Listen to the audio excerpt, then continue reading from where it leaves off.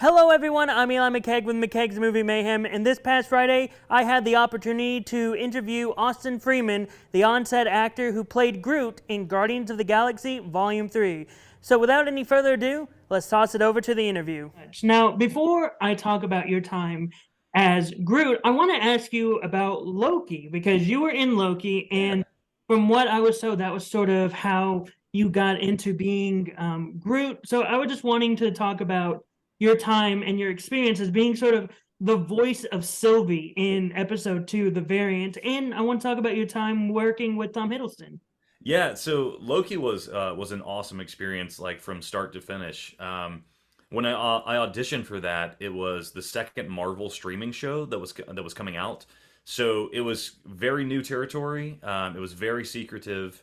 We weren't exactly sure what it was when I got the audition. I just knew that for the audition, I was supposed to be playing like a young girl's energy through my body, which is kind of interesting. Like I'm myself, and then something takes over me. So like I'm a big comic book fan in general, and just like comics and like all kind of all things nerdy. I love like high fantasy stuff like that. So I started kind of diving in to see what I thought that character might be, and then I just kind of played it how I thought it was going to be, and it was like I had a really fun time with the audition. And when I got on set, it was such a cool location. I got to like work with Tom, and Tom was like really amazing. He's so nice, so genuine, just a nice, upstanding guy. And we got to like sit around and talk for like, I don't know, 20, 30 minutes before we started working about just character and like just acting, just shop a little bit. And we got to talk about like what Loki was for him, kind of his like character backstory that he had for himself and his little character secrets and things. And how that role had changed his life. And so we got to just kind of connect a little bit there, which is really cool. And then getting to go head to head with Tom was really, really awesome. Just on screen. There was a scripted part, and we also had a little bit of ad libbing that we kind of got to do, just kind of going back and forth, kind of a battle of wits, which was really fun. And the finished product was really, really cool to see. Got a lot of people really loved that performance, and yeah, it was a really cool show to be a part of. I thought it turned out really beautifully. Yeah, when I went back and rewatched that scene, because I remember that scene happening, and I remember thinking to myself, "Oh yeah, I really like that performance in that scene," because it was such a unique idea of, Yeah. oh, this person is speaking through this, and your delivery with all of the lines. I could just tell you were sort of like eating up a lot of the dialogue, especially. Yeah, yeah, and it's Tom makes it so easy to work with as well, just in general, just because he's such a pro, and he makes such strong choices in everything that he does. He's so charismatic as basically just as a person, but especially in that role, that it was just so fun just to kind of work and be a part of that. And I've always been a big fan of that character, anyways. So that was kind of a really special project, and I was really really really proud to be a part of it. Yeah. So you were speaking about how a lot of people really liked your performance and how that sort of led to you being a part of Guardians of the Galaxy as the onset of Groot. So what was that process like going from that part in Loki to them being like, hey, we want you to be in Guardians as Groot? So that was almost like it was almost a direct correlation between the two. It was like the next step. So when Groot came through local casting, the local casting directors, they had an idea of what they thought it was, but it was very very hush hush, as everything with Marvel is. So they reached out to like some of the agents in town, reached out to my agent, and they knew a body type they needed. They knew a height that they needed, and they needed somebody with credits and who could hold their own with like some of the other actors on screen. So they pitched one person, wasn't quite the right fit, and then they pitched me for the role. And the casting was like, "Oh, that's perfect. He's just done Loki. Let's see if we can kind of get some feedback from some of the producers on that show." And from what I was told, the producers from Loki, they actually spoke on my behalf and basically said they loved working with me. That was very professional, and Tom loved working with me. So that was like just nice to hear in general. It's always nice to get some feedback like that. And then that directly led to the role. I didn't audition for it. It was an offer that came through, which was really cool. And yeah, it was nice just to kind of see that like the one job led right to the next, and it was really really a cool process there. Yeah, and with it being a motion capture role, was this your first experience with motion capture, or had you done some motion capture type work before this? No, this was my first time doing it, so it was kind of a crash course. one of my first kind of days on, I met Sean Gunn, who has done all of the motion capture for Rocket for all of three of the films. So I kind of spoke with him and just kind of got a little insight into how some of the stuff was going to work. And beyond that, it was just playing like a normal acting role, just connecting with the other actors in the scene and just kind of going forward. And it was cool because since this was motion capture, so much of it was about the movement in the body. And so I got direction from James Gunn about the age of Groot right now. You know, he's like 19, 20, 21, somewhere in kind of that young adult range. You know, he has some of that young adult energy, but he's a lot buffer than the previous iterations of Groot too. So I got to incorporate that plus his general kind of protective nature that he has into my performance. And then I just got to connect with the other actors and, you know, this Groot, you know, from the beginning, you know, he was like the baby and then he becomes the teenager and now he's like kind of that young adult. But he sees Chris Pratt's character Star-Lord as his dad. He sees Zoe Saldana's character Gamora as his mother. He sees the other Guardians as his family. So he's very protective. He wants to be kind of that guardian for them. And I just got to incorporate a lot of that into the way that I moved and kind of performed with the other actors, which was really fun. And how long did that take? Because you were like again, you were mentioning every single bit of direction that James did and like sort of the age of the character. How long did it take you to fully find a position where you're like, yes, this is what Groot is like? You know, I did a lot of prep work to begin with. I went in and looked into the comics. I went in and rewatched both of the previous films and just kind of like had an idea of what those versions of Groot moved like. And so, and then I had an idea of where it was going. So it was pretty fast, pretty quick on that I was able to establish that. And it was pretty fast at the beginning, honestly. And then there were some things like with some of the leading up to some of the fight scenes and things like that. That you know we had our stunt team that was doing a lot of that stuff, and they made it look a lot cooler than I would have, I'm sure. You know, because they're trained professionals and they look very very very good in their all of their stuff. But yeah, I mean, I found it really early on, and it was fun just to kind of play with it and make little tweaks as we went for various things. But yeah, it was pretty intuitive, I think. And you mentioned meeting Sean Gunn and sort of getting the ropes of the motion capture but was there anyone else in the cast and sort of maybe even in the motion capture crew that was sort of like they were sort of the first people that accepted you into the Guardians crew? Was there anyone? Was it mainly Sean Gunn, or was there anyone else? Everybody was super welcoming. I do remember the first person that I met was Karen Gillan, who plays Nebula, and I didn't really know. I'd never met Karen before. I'd never met any of the other Guardians before, any of those actors before, and so it was my first day on, and I was a little nervous because I'm the new guy on. I'm like I'm not one of these like really well known actors like everybody else in these title roles. So I was a little nervous. I wanted to go in and do a good job and impress everybody that I'm working with and bring love to the character because I really love Groot anyways, even before I was doing this job. So I remember going on and seeing Karen, and she's in the nebula. It's like a prosthetic piece, so it's like very, very close to her skin.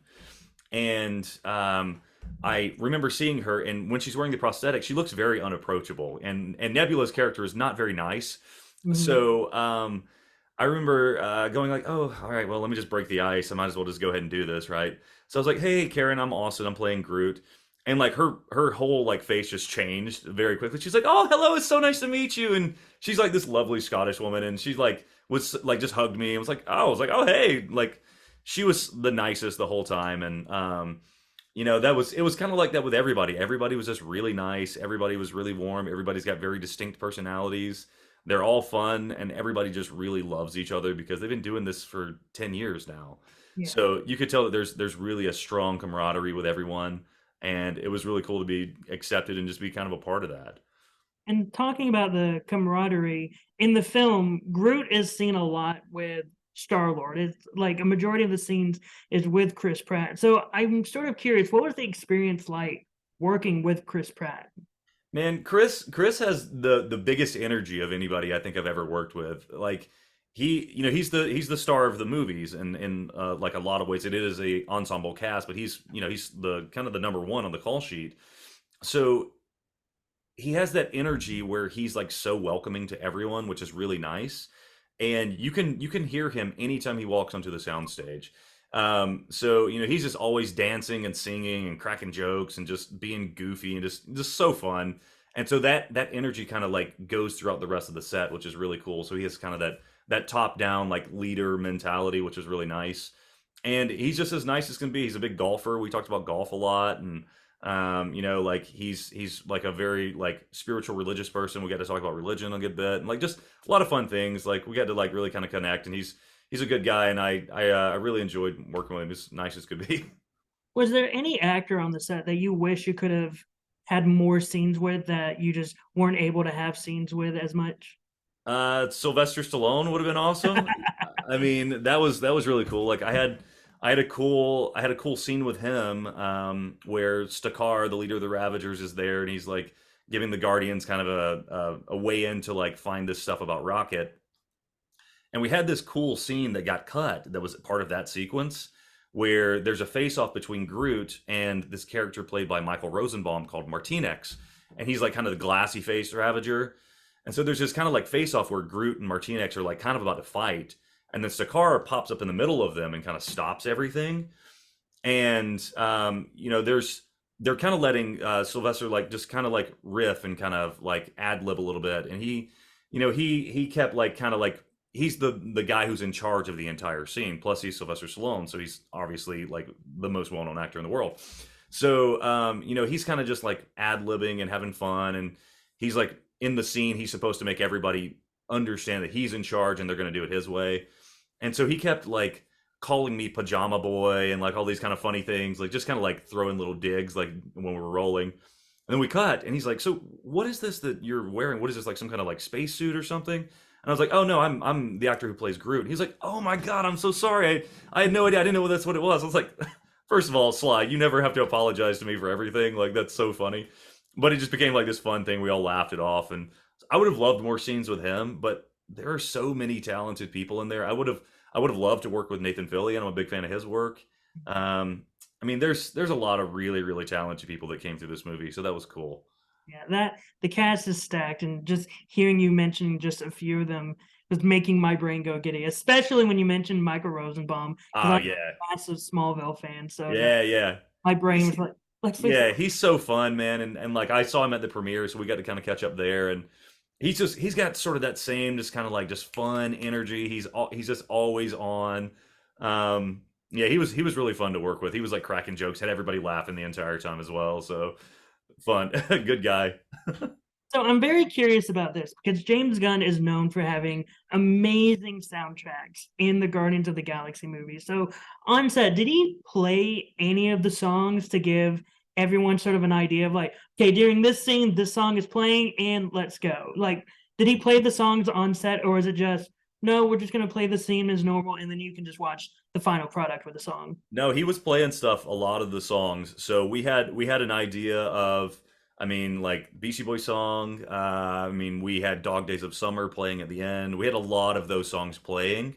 There was even a moment where there's like this really sad scene where you're seeing what happened to Rocket when he was with the High Evo, and you see them operating on him. And so they had this beautiful operatic music playing so that we could kind of anchor in emotionally.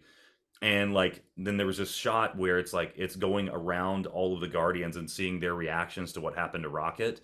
And so we were all bawling, and when we're performing this, and it was like just the music made it really really easy to switch into that emotional state and just kind of like see what was happening there.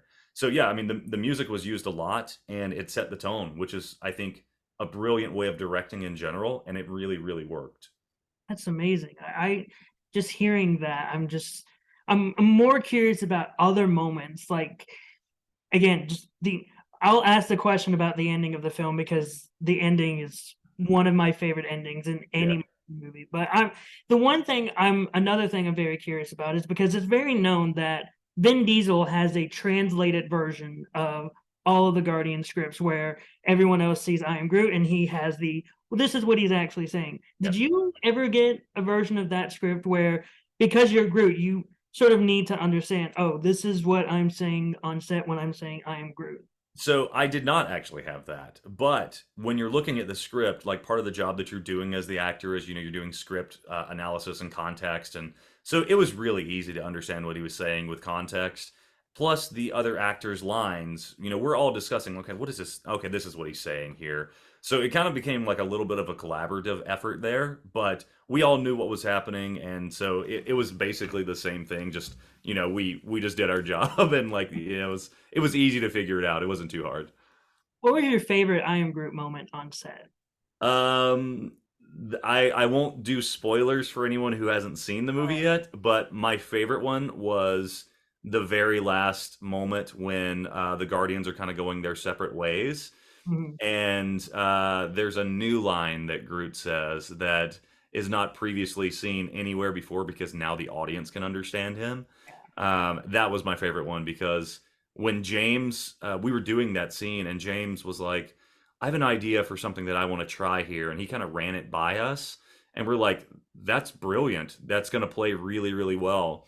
And so when I was at the premiere in Hollywood, we went to the premiere and we're at the Dolby, and it's packed. I mean, it's like everybody you can think of is there in the theater. So I knew that line was coming up, and I was excited to see how it was going to play with the audiences. I was literally just looking around, watching people's reactions, and you saw people like like big reaction. I was like, yeah, it hit, it worked. So that was really fun just to kind of see that and like people go, what? Like that's crazy. So that was probably my favorite one, I think. So, seeing as how this was the sort of final film of James Gunn's Guardians trilogy, what were the emotions like on the final day of shooting? I mean, so various people wrapped at different times. So there was kind of I'd say about a week and a half period of like people kind of realizing that it's over. And so there was a lot of that. There was a lot of emotion, kind of like it was kind of charged.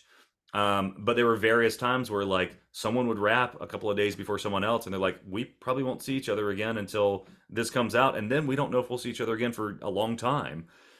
So there was a lot of that where you could tell that people had seen kind of a 10-year journey kind of coming to its end. And so it was there's a lot of love on that set, which is really cool. You could tell that all the actors and James, they all really love those characters and they love each other.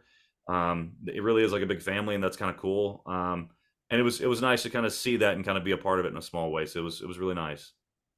So, to talk about the sort of ending of the movie with the Florence and the Machine song, which is all over TikTok and Yeah. everyone's showing their reaction to that scene.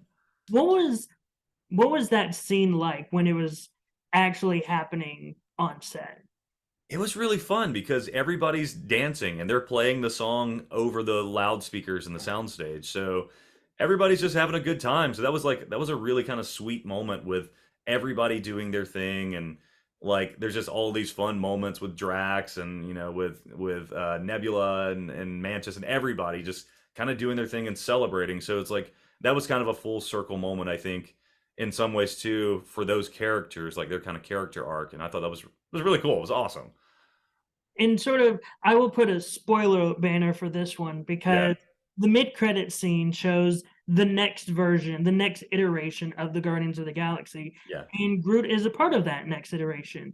Is there a possibility that you could return in a future movie as Groot with this new iteration of Guardians? I think there's a possibility. I guess we'll kind of see which direction they want to go with it. I'd love to do it again. I love the character, but I don't know. I guess we'll find out. I don't even know yet. Well, now speaking of your future with Marvel, now I'm curious about the other side because James Gunn is one of the two people in charge of DC films. So I'm wondering if there's been any discussions about you potentially joining the DC universe. There's been no discussions yet, but I love everything DC. I actually fell in love with some DC characters before I kind of got into the Marvel world, Mhm. so I'm all for it. But they're going to be taking DC in a very brand new direction, so we'll kind of see what they do. I'm excited. I think they've got some cool stuff brewing over there, and I'm excited to see what James and Peter do. Like I think they're going to do some really cool stuff. So yeah, I'd love to be a part of it, but we'll see. I don't know. Yeah, I'm excited for James Gunn's Superman Legacy. That was Yeah. the moment all of that was coming out about Superman Legacy. I was like, oh, James Gunn's got this. Oh James. yeah, for sure.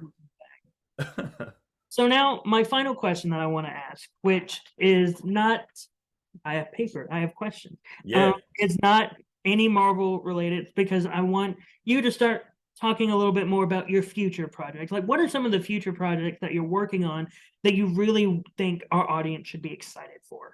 Yeah, so I've got a cool movie that's coming out on Netflix. I think it's next month in July that it's coming out.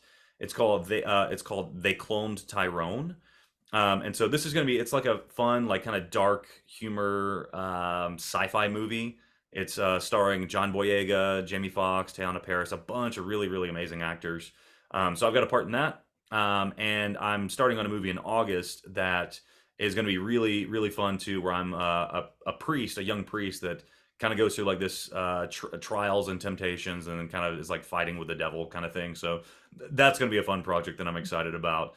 And then we'll see what comes up next. There's always something kind of in the chamber ready to go. Just always fun. Let's cross our fingers that even if it's not a Guardians of the Galaxy 4, that you can come back as Groot in some way, shape, or form in the Marvel Cinematic Universe. I love it, man. I love it. But again, thank you so much for this interview. Like, if I was nervous the entire time from the moment that Oh you yeah. to now, I was just nerves throughout. But No, man, that's fun. Thanks for talking with me today. I appreciate it, Eli. and again, I would like to thank Austin for doing this interview so we were able to talk about Loki, Guardians of the Galaxy Volume 3, and what it was like to play a motion capture character. And with all that being said, I've been Eli McCaig with McCaig's Movie Mayhem, and I hope you all remember to watch movies.